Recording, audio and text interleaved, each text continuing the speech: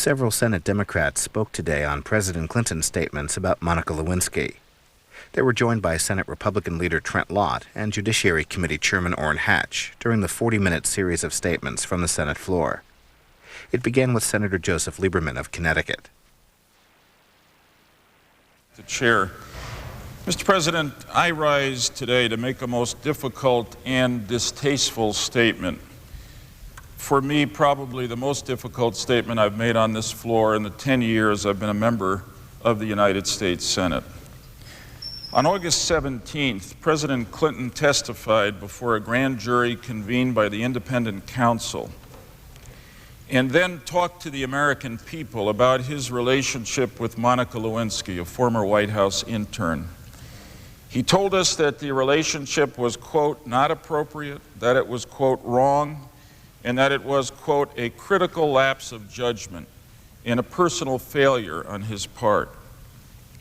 In addition, after 7 months of denying that he had engaged in a sexual relationship with Ms. Lewinsky, the President admitted that his, quote, public comments about this matter gave a false impression. He said, I misled people. Mr. President, my immediate reaction to this statement that night it was delivered was deep disappointment and personal anger. I was disappointed because the President of the United States had just confessed to engaging in an extramarital affair with a young woman in his employ and to willfully deceiving the nation about his conduct. I was personally angry because President Clinton had, by his disgraceful behavior, jeopardized his administration's historic record of accomplishment, much of which grew out of the principles and programs that he and I and many others had worked on together in the New Democratic movement. I was also angry because I was one of the many people who had said over the preceding 7 months that if the President clearly and explicitly denies the allegations against him, then of course I believe him.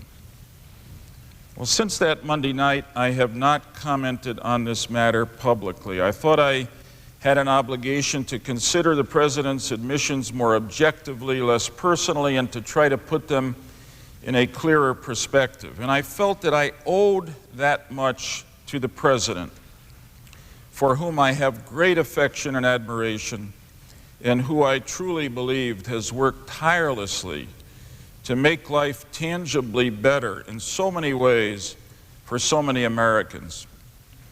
But the truth is that after much reflection, my feelings of disappointment and anger have not dissipated. Except now these feelings have gone beyond my personal dismay to a larger, graver sense of loss for our country, a reckoning of the damage that the President's conduct has done to the proud legacy of his presidency, and ultimately an accounting of the impact of his actions on our democracy and its moral foundations. The implications for our country are so serious that I feel a responsibility to my constituents in Connecticut, as well as to my conscience, to voice my concerns forthrightly and publicly. And I can think of no more appropriate place to do that than on this great Senate floor.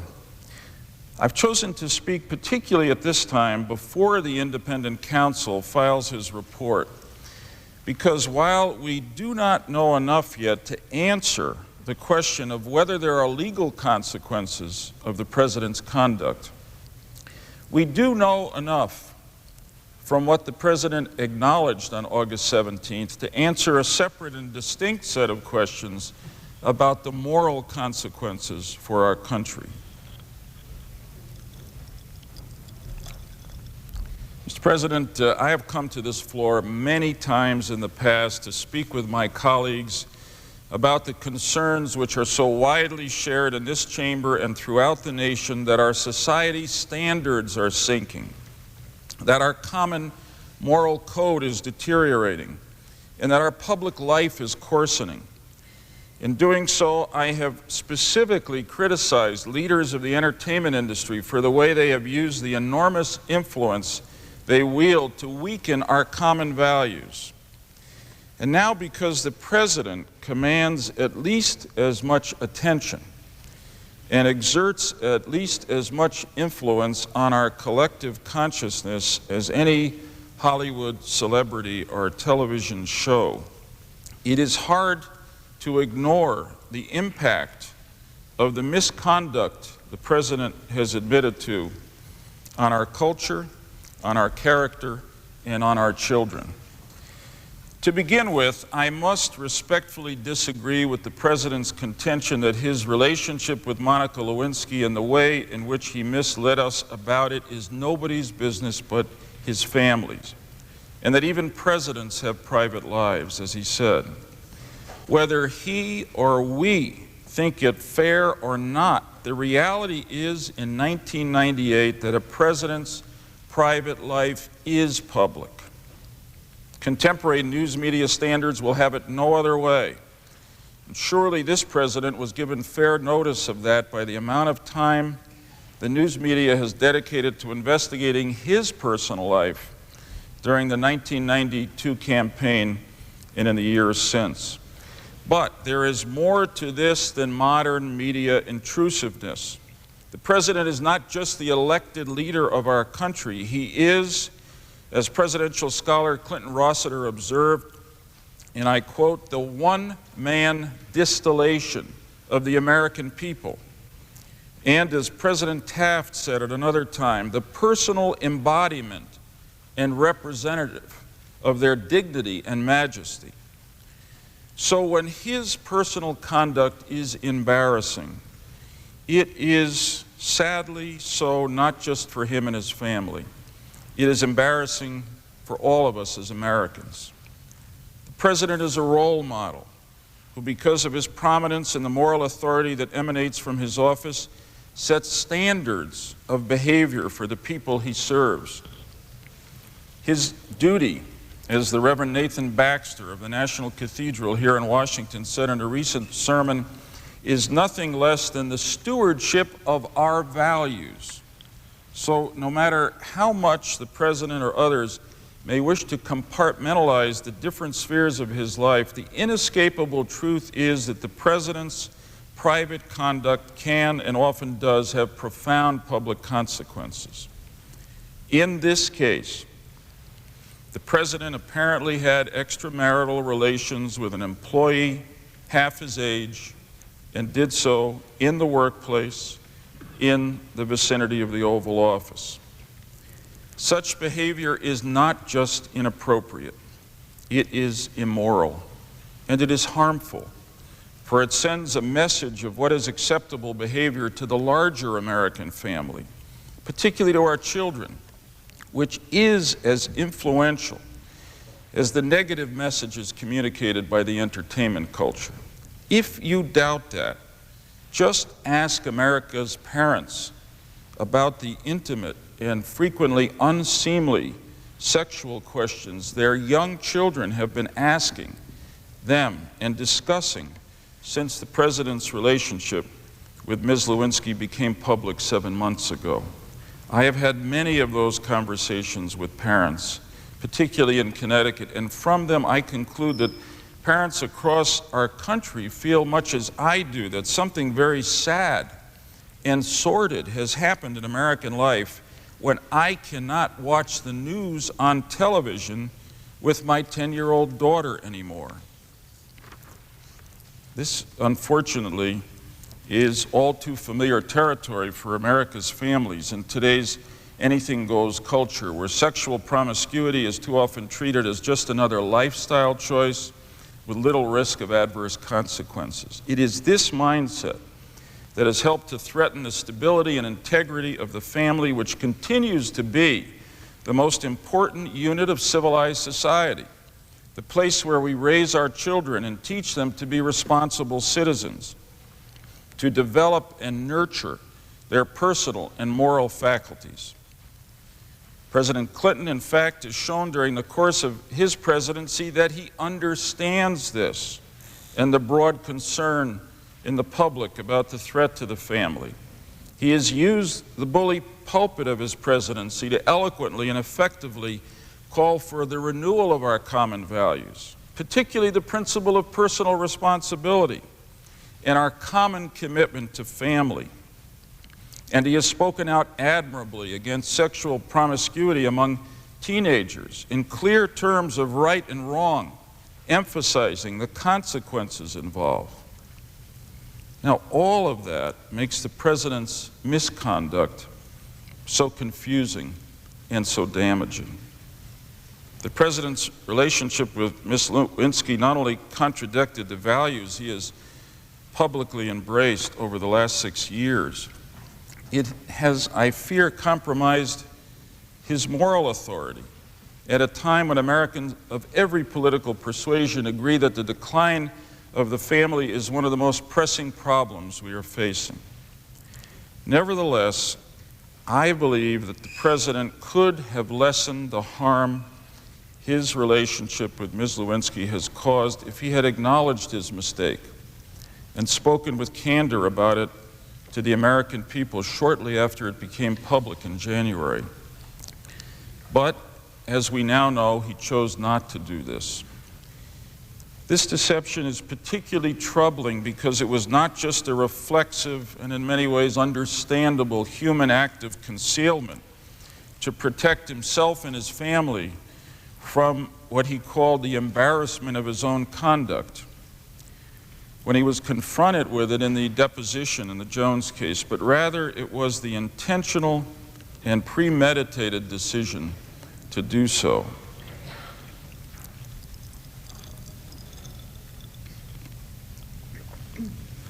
In choosing this path, I fear that the president has undercut the efforts of millions of American parents who are naturally trying to instill in our children the value of honesty. As most any mother and father knows, kids have a singular ability to detect double standards. So we can safely assume that it will be that much more difficult to convince our sons and daughters of the importance of telling the truth when the most powerful man in the nation evades it. Many parents I have spoken with in Connecticut confirm this unfortunate consequence. The president's intentional and consistent statements more deeply may also undercut the trust that the American people have in his word. Under the Constitution, as presidential scholar Richard Neustadt has noted, the president's ultimate source of authority, particularly his moral authority, is the power to persuade, to mobilize public opinion, to build consensus behind a common agenda, and at this the president has been extraordinarily effective. But that power hinges on the president's support among the American people and their faith and confidence in his motivations and agenda, yes, but also in his word. As Teddy Roosevelt once explained, my power vanishes into thin air the instant that my fellow citizens who are straight and honest cease to believe that I represent them and fight for what is straight and honest. That is all the strength that I have, Roosevelt said. Sadly, with his deception, President Clinton may have weakened the great power and strength that he possesses, of which President Roosevelt spoke. I know this is a concern that many of my colleagues share, which is to say that the president has hurt his credibility and therefore perhaps his chances of moving his policy agenda forward. But I believe that the harm the president's actions have caused extend beyond the political arena. I am afraid that the misconduct the president has admitted may be reinforcing one of the worst messages being delivered by our popular culture, which is that values are fungible. And I am concerned that his misconduct may help to blur some of the most important bright lines of right and wrong in our society. Mr. President, I said at the outset that this was a very difficult statement to write and deliver. That is true, very true. And it is true in large part because it is so personal and yet needs to be public. but also because of my fear that it will appear unnecessarily judgmental. I truly regret this. I know from the Bible that only God can judge people. The most that we can do is to comment without condemning individuals. And in this case, I have tried to comment on the consequences of the president's conduct on our country. I know that the president is far from alone in the wrongdoing he has admitted. We, as humans, are all imperfect. We are all sinners. Many have betrayed a loved one, and most have told lies. Members of Congress have certainly been guilty of such behavior, as have some previous presidents. We must try to understand the complexity and difficulty of personal relationships, which should give us pause before passing judgment on them.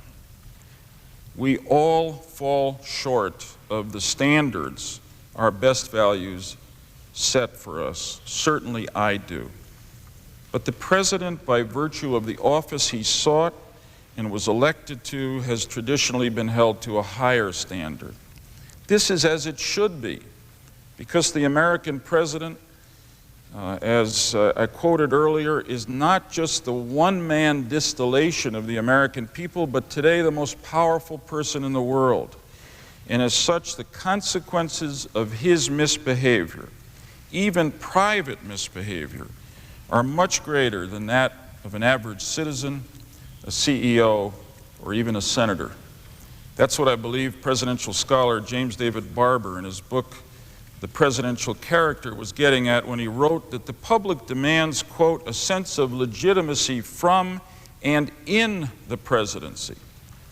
There is more to this than dignity, more than propriety. The president is expected to personify our betterness in an inspiring way, to express in what he does and is, not just what he says, a moral idealism which in much of the public mind is the very opposite of politics, end quote. Just as the American people are demanding of their leaders, though, they are also fundamentally fair and forgiving, which is why I was so hopeful the president could begin to repair the damage done with his address to the nation on the 17th. But, like so many others, I came away feeling that for reasons that are thoroughly human, he missed a great opportunity that night. He failed to clearly articulate to the American people that he recognized how significant and consequential his wrongdoing was and how badly he felt about it. He failed to show, I think, that he understood his behavior had diminished the office he holds and the country he serves, and that it is inconsistent with the mainstream American values that he has advanced as president. And I regret that he failed to acknowledge that while Mr. Starr and Ms. Lewinsky, Mrs. Tripp, and the news media have each in their own way contributed to the crisis we now face, his presidency would not be imperiled if it had not been for the behavior he himself described as wrong and inappropriate. Because the conduct the president admitted to that night was serious, and his assumption of responsibility inadequate. The last 3 weeks have been dominated by a cacophony of media and political voices calling for impeachment or resignation or censure, while a lesser chorus implores us to move on and get this matter behind us. Appealing as that latter option may be to many people who are understandably weary of this crisis, the transgressions the president has admitted to are too consequential for us to walk away and leave the impression for our children today and for our posterity tomorrow that what he acknowledges he did within the White House is acceptable behavior for our nation's leader. On the contrary, as I have said, it is wrong and unacceptable and should be followed by some measure of public rebuke and accountability. We in Congress, elected representatives of all the American people, are surely capable institutionally of expressing such disapproval through a resolution of reprimand or censure of the President for his misconduct, but it is premature to do so, as my colleagues of both parties seem to agree, until we have received the report of the independent counsel and the White House's response to it. In the same way, it seems to me that talk of impeachment and resignation at this time is unjust and unwise. It is unjust because we do not know enough in fact, and will not, until the independent counsel reports and the White House responds, to conclude whether we have crossed the high threshold our Constitution rightly sets for overturning the results of a popular election in our democracy and bringing on the national trauma of removing an incumbent president from office. For now, in fact, all we know for certain is what the President acknowledged on August 17th.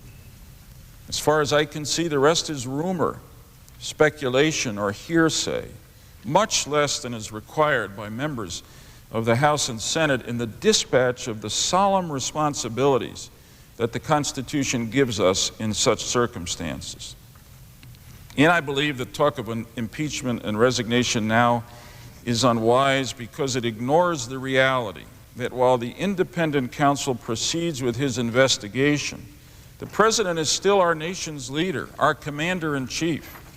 Economic uncertainty and other problems here at home, as well as the fiscal and political crises in Russia and Asia and the growing threats posed by Iraq, North Korea, and worldwide terrorism, all demand the President's focused leadership. For that reason, while the legal process moves forward, I believe it is important that we provide the President with the time and space and support he needs to carry out his most important duties and protect our national interest and security. That time and space may also give the President additional opportunities to accept personal responsibility for his behavior, to rebuild public trust in his leadership, to recommit himself to the values of opportunity, responsibility, and community that brought him to office, and to act to heal the wounds in our national character. In the meantime, as the debate on this matter proceeds, and as the investigation goes forward, we would all be advised, I would respectfully suggest, to heed the wisdom of Abraham Lincoln's second annual address to Congress in 1862. With the nation at war with itself, President Lincoln warned, and I quote, "If there ever could be a time for mere catch arguments, that time is surely not now. In times like the present, men should utter nothing for which they would not willingly be responsible through time and eternity." I believe that we are at such a time again today. With so much at stake, we too must resist the impulse toward catch arguments and reflex reactions. Let us proceed in accordance with our nation's traditional moral compass, yes, but in a manner that is fair and at a pace that is deliberate and responsible. Let us as a nation honestly confront the damage that the President's actions over the last 7 months have caused, but not to the exclusion of the good that his leadership has done over the past 6 years, nor at the expense of our common interest as Americans. And let us be guided by the conscience of the Constitution, which calls on us to place the common good above any partisan or personal interest, as we now, in our time, work together to resolve this serious challenge to our democracy. I thank the Chair, I thank my colleagues, and I yield the floor.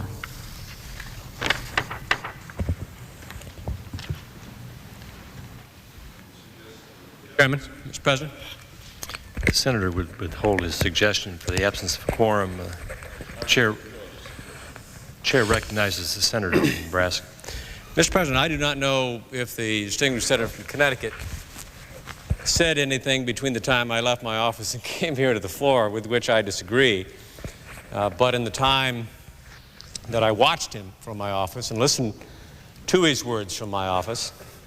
And from what I've heard him say in conclusion, I've come to the floor to say that I don't disagree with a single word that the senator from Connecticut has said. I have passed a few words my way in the direction of the president from time to time, some of them a bit more harsh than I would like and I preferred. It is sometimes my nature to say things a little too loudly than is deserved in a particular situation.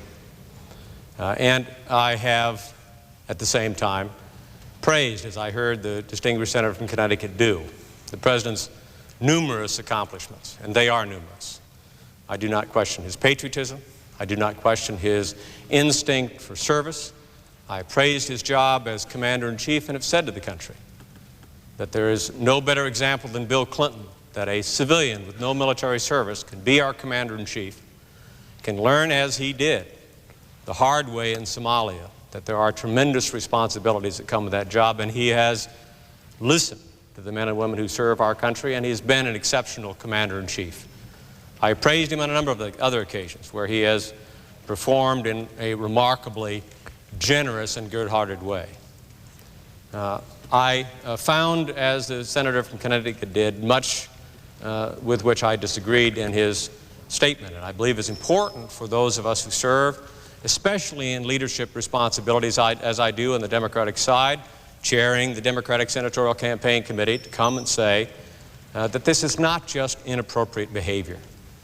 I've heard the senator from Connecticut, he referenced it, his leadership in calling our attention. By that I mean those of us who serve here in Congress. We all get from time to time a bit isolated. I work hard and long trying to do the best that I can for the people of Nebraska. It doesn't give me much time to watch daytime television, to watch what's being broadcast, to listen to what's being said, to consider how this could damage the moral fiber of our nation, especially the moral fiber of our children, upon whom we depend for so much. And he has come to us and told us what is going on, and called to our attention that we need to be mindful of the things that we say and the things that we do, because our young people will very often do as we say far less than they do as we do. They will follow our example. And thus it seems to me that what the senator from Connecticut has done is come as an American, not as a Democrat, but as an American, as a United States senator, and I wish to join him and say that the president has got to go far further than what he did in his speech to the nation. This is not just inappropriate behavior. This is not a private matter. This is far more important for our country and threatens far more than his presidency, unless we deal with it in a more honest and, as the senator from Connecticut has said, non-condemning fashion. Lord knows I am the last person. The senator from Connecticut said he was a sinner. I am at least as big. And I do not come to the floor arguing that I have superior moral authority to comment on the president's behavior. I'm coming simply to say that it's far more than inappropriate, and it is unquestionably public, and it is serious beyond our ability to do our work. I think that we can come back as a Congress and finish out our business and perform our responsibilities and do the things that we asked permission to do, and we sought the power of this office from our people. But there is a moral dimension to what we do that in many ways may be more important than any legislation that we enact. So I have come here and to thank the senator from Connecticut. It was a thoughtful presentation. It was words, there were words that we needed to hear, and I believe, in fact, could become the foundation, the basis for us to heal a wound that will otherwise not just divide Democrat from Democrat, which is likely to occur, but to open up a fissure in America that will make it difficult for us to do what all of us, I believe, think is the most important thing to do, and that is to help our children acquire the character they need, not just to be good working people, but to be good human beings. Mr. President, I yield the floor. The senator from New York. Mr. President, I rise for the same purpose as my colleague and friend from Nebraska, to thank the senator from Connecticut for saying what needed saying, and saying it in a manner that gives us hope at a time of profound despond. In the aftermath of the President's speech on August 17, I commented that it was not adequate, but it was not until just this moment that the full measure of that inadequacy was presented to us. In the context of the needs of the nation, the profound moral consequences that will arise not just from what has happened, but from what might happen if we do not proceed with the measure of moral compass,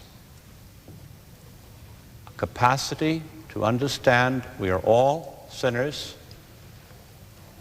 If I could say to my friend from Nebraska and from Connecticut, I am the older of the three and therefore have sinned the most, and that you may be sure. But we have to resolve this. The Senator did not call for any immediate precipitous action. We have a process in place, imperfect in so many respects, but in place. And in time, not distant time, a decision will come to the Congress, a point of decision will come to the Congress, and it will be for us to discharge our sworn duty. We take an oath to uphold the Constitution of the United States, to uphold and defend the Constitution of the United States against all enemies, foreign and domestic. Foreign and domestic, sir, which acknowledges that we can be our own worst enemies if we do not hew to our best standards, knowing that we are all imperfect, but have an obligation to do our very best. And in the words of Lord Mansfield, in a case heard in London in 1772, the issue was a profoundly moral issue. A man had a slave in England. He wished to return to Jamaica to sell. That would have been legal under American law at the time. It was not legal under English law. And in an epic statement, Mansfield said, "Fiat justitia ruat caelum." Let justice be done though the heavens fall. But it also can be the case if justice is done with sufficient regularity and moderation, the heavens need not fall. They might even rejoice in a nation that has shown a capacity for redemption and self-renewal. And so I, sir, wish to state my profound gratitude to what you have said and done, and hope we will listen to your wise counsel. And I might just say it was in many ways more New Testament than Old Testament, for which I am also grateful. Mr. President, I yield the floor. Mr. President. The distinguished majority leader is recognized. Mr. President, I was somewhat hesitant to speak at this time because I didn't in any way want to make this a partisan series of speeches, but my effort here and my intent is to make it totally nonpartisan and bipartisan. I won't say anything today about the specifics of the substance that the senator from Connecticut addressed. I made my comments on this subject on Monday of this week in a press conference down the hall. But I listened carefully, very intently, to what the senator from Connecticut had to say, and I don't think there was very much more or less in what he had to say than what I had said earlier. I think our desire and our intent and our wishes and our hopes are all the same, are both the same. I want to talk instead, though, today about the senator from Connecticut. I expected no less than this from him.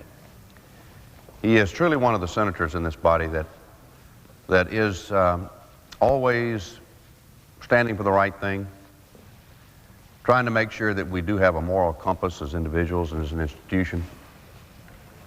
I knew that at some point he would rise and he would put it all in the proper perspective, and he wouldn't go too far, but he would make us stop and think, not as Republicans or Democrats, but as senators and Americans about the seriousness and the difficulties that have been caused by this situation.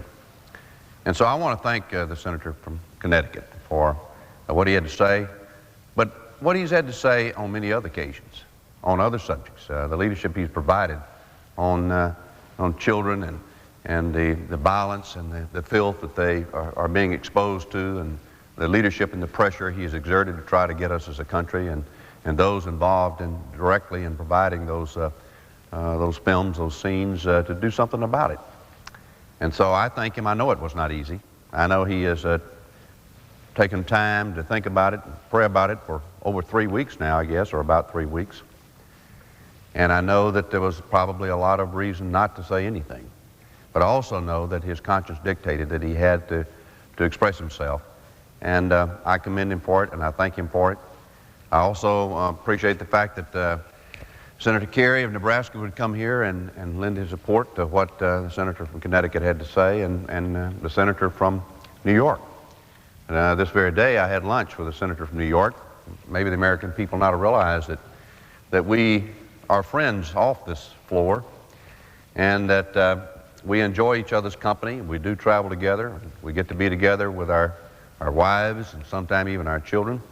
But today at lunch, with Senator Mack of Florida and Senator Roth of Delaware, we were joined by the senator from New York, and we talked about a very serious situation in Russia. Every time he comes and joins us, I immediately I want to raise a part of the world and say, well, you know, what about India and Pakistan, or what about this or that country, this situation? He has such a fountain of knowledge. He has such a wealth of experience. He has such a tremendous understanding of history and people. And I found it very informative, and have been dwelling on what he had to say about Russia all this afternoon. So I think that at times like this, when our Constitution is going to be reviewed again as to what it means, and when we are going to have to make decisions about what we do when we're presented with a set of facts, maybe nothing, it's going to be so important that there are some men and women on both sides of the aisle, in this body and in the other one, they can reach across the aisle and say, what do we do? And most importantly, what is best for our country? And with these men and with others that are in this chamber here today, Senator Hatch, Senator Coates, Senator Nichols is here, the great Strom Thurmond, I'm sure we will find a way to rise above petty politics and do the right thing. And Senator Lieberman will lead the way. I yield the floor. The distinguished senator from South Carolina. The senator from Connecticut,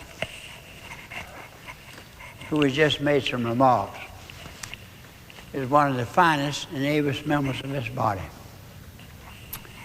The longer I've stayed here and dealt with him, I have been more impressed with him.